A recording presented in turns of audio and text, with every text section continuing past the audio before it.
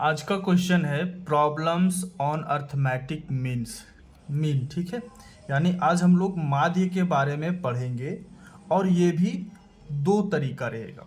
तरीका कौन कौन सा रहेगा सो आप यहाँ पर देखेंगे। पहला रहेगा डायरेक्ट मेथड और दूसरा रहेगा शॉर्टकट मेथड। क्वेश्चन में ही डायरेक्ट बोल दिया गया है calculate mean for the following data of height of a set of students by direct and shortcut methods। यानी कि यहाँ पर जो ये स्टूडेंट का इंची हाइट में दिया गया, हाइट जो दिया गया वो इंच में दिया गया। ठीक है, 61 इंच, 62 इंच, 63 इंच, इस प्रकार से स्टूडेंट का जो है सो हाइट दिया गया है और इसे बताया गया है कि इसका माध्य निकालना यानी मीन निकालना है, वो भी दो तरीके से, एक डायरेक्ट मेथड से, एक शॉर्टकट मेथड से। तो चलिए हम लोग स्टार्ट करते हैं। सबसे पहले जब भी इस प्रकार से डाटा दिया रहेगा तो हम क्या करेंगे, हमें पहले डायरेक्ट मेथड से बनाना है। तो इसका सिंपल फॉर्मूला होता है mean is equal to sigma X by N.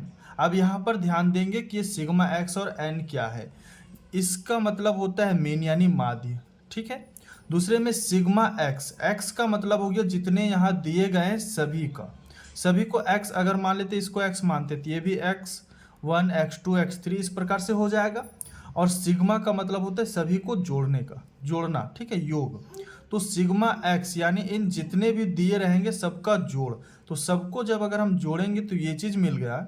और n का मतलब होता है कितने बार ये दिए गए हैं, कितने बार दिए गए हैं वो काउंट करना है।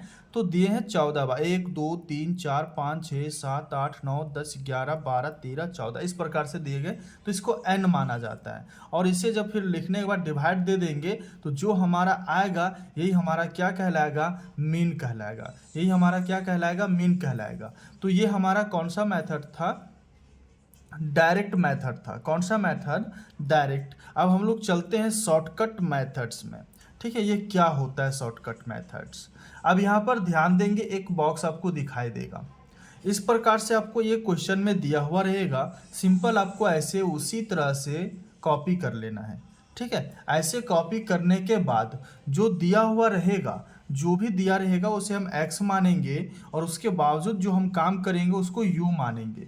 ठीक है, तो u निकालने के लिए क्या करते हैं, x माइनस ए करते हैं। x माइनस ए का मतलब क्या हो गया, a हम किसे मानेंगे यहाँ पर, तो देखेंगे दिए गए जितने भी संख्या उसमें से क्या कॉमन है। तो हम देख रहे शॉर्टकट मेथड लेने के लिए कि जो दिए गए कॉमन जो संख्या वो 60 है, सभी में 60 इंक्लूड है। यहाँ पर देख सकते हैं सभी में 60 अगर हम निकालेंगे तो क्या बचेगा।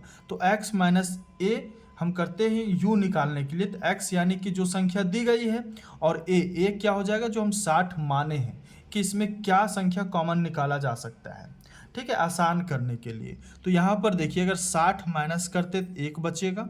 x माइनस ए, x है हमारा 60 और a है हमारा 60 और x है जो है सो 61 है पहले। तो 61 में से 60 अगर माइनस करते तो 1, यहाँ 2, यहाँ 3, यहाँ 1, यहाँ 3, यहाँ 4, ऐसे बचते चला जाएगा। अगर आप इतना नहीं कर सकते तो यहाँ कॉमन लेने के बाद आप देखिए कितना बच रहा है, 1 बच रहा है, यहाँ 60 कॉमन चला गया 2 बचेगा, 60 कॉमन चला गया 3 बचेगा।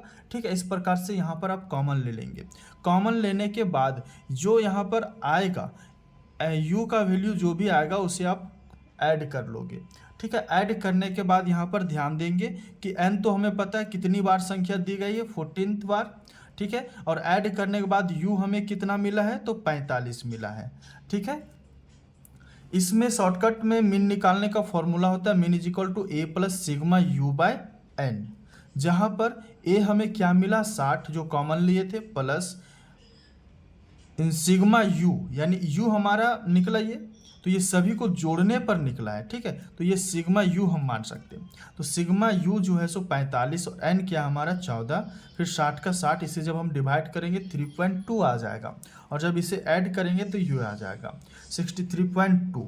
ये और ये दोनों सेम आपको मिलेगा। ठीक है, और यही हमारा क्या हो जाएगा, राइट आंसर हो जाएगा। आई होप कि आप लोग को समझ में आया होगा कि डायरेक्ट मेथड को हम कैसे बना सकते हैं और शॉर्टकट मेथड को कैसे बना सकते हैं।